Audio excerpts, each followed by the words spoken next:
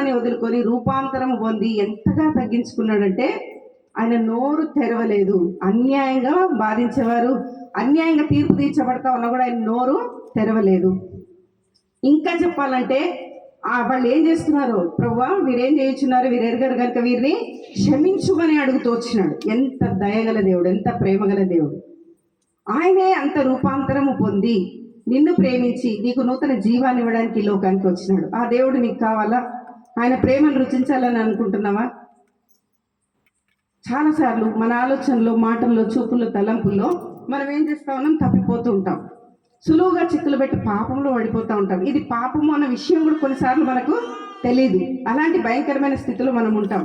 ఆ పరిస్థితులు ఏవైనా సరే ఈ రాత్రి ఒకవేళ యథార్థంగా ఆయన సన్నిధికి వస్తే, ఆయన దగ్గరికి వస్తే తప్పక దేవుడు నిన్ను ఏం చేస్తాడు, క్షమిస్తాడు.